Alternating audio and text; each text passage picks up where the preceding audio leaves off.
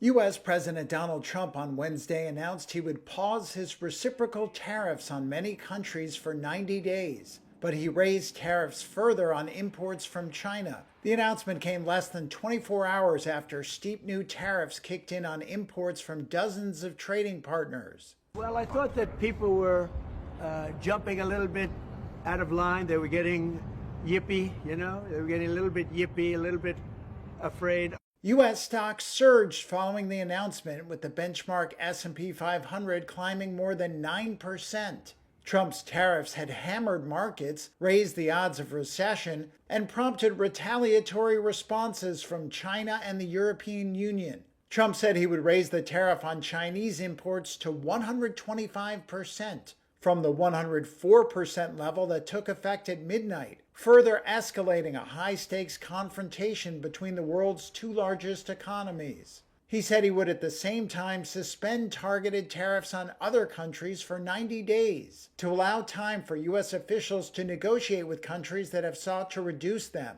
A 10% blanket duty on almost all U.S. imports will remain in place. Nothing's over yet, but we have a tremendous amount of spirit from other countries, including China. China wants to make a deal. They just don't know how quite to go about it. It's one of those things they don't know how quite. They're proud people. And President Xi's a proud man. I know him very well, and they don't know quite how to go about it, but they'll figure it out. They're in the process of figuring it out, but they want to make a deal. This is chaos.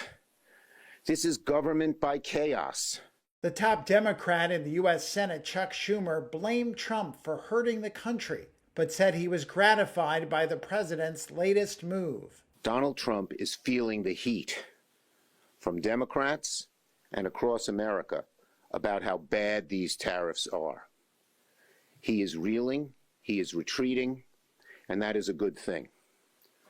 We are going to continue to put the heat on him because there are still much damaging tariffs in place. Since Trump announced broad tariffs late on April 2nd, stocks had fallen more than 12% for their biggest four-day sell-off in 5 years.